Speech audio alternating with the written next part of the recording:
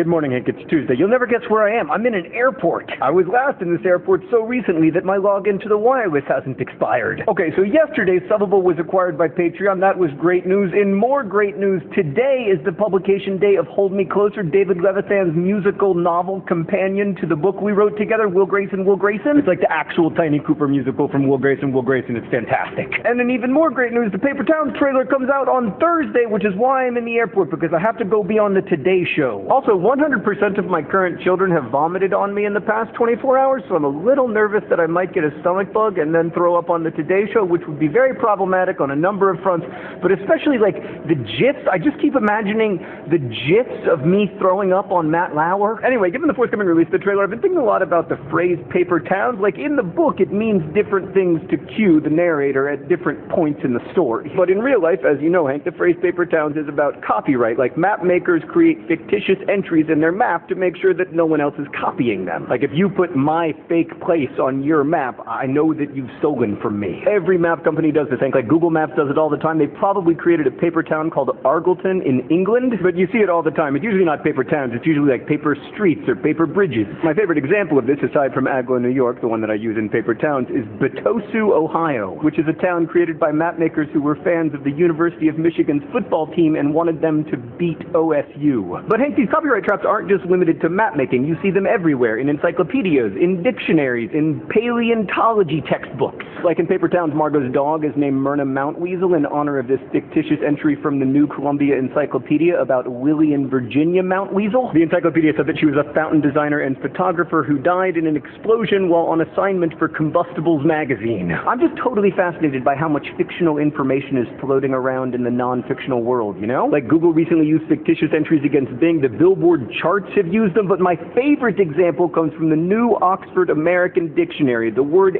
esquivescence. Nope, it's esquivalence. I'm sorry, sometimes I mix up my non-existent words. Esquivalence, or maybe it's esquivalience. It occurs to me that I have no idea how to pronounce this fictional word. Anyway, it's defined as avoiding one's official responsibilities, you know, as a thieving lexicographer would. And the crazy thing about esquivalience is that, like Agloe, New York, and many other fictitious entries, it has kind of become real. Like, it's in a bunch of dictionaries now, and the Apple Dictionary even gives it a fictional etymology. Now, like, obviously this is an appealing idea for a writer, because I need to believe that made-up stories can really matter in the lives of real people. But it also reminds me that, yes, obviously, language shapes the dictionary, but the dictionary also shapes the language. And I guess I kind of think it is the official responsibility of us as human beings to try to imagine the world around us as complexly and interestingly as we can. And on that front, at least, let us endeavor not to be esquivaliant. I hope you like the Paper Towns movie trailer. Comes out on Thursday. I will see you on Friday.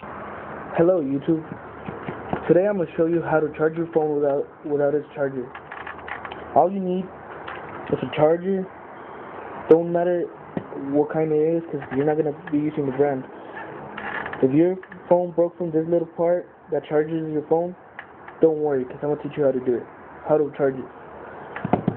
All you need is some matches, a pen, some scissors, and a charger, like I said. First thing you need to do is cut the end of the charger so it could look something like this. After you're done with that, make sure you twist them at the end, like so. This is very important for the next step. Next step is the thing you cut off from the wire. You're gonna be using it, so don't get rid of it. Here comes why. If your battery looks just like mine, you're gonna be using this so it can hold the wires with the battery.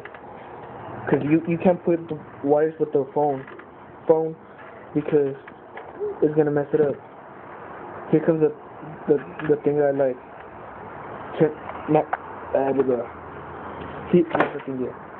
Heat up the pen so it can make little holes through the plastic thing. I'll show you why. This might take a few seconds, so yeah, hold on. Be really careful because you could get harmed. make 2 holes through the little thing so the wires could go through it. Put them through the little plastic thing you just made. It should look something like this. Now that you're done, put it against the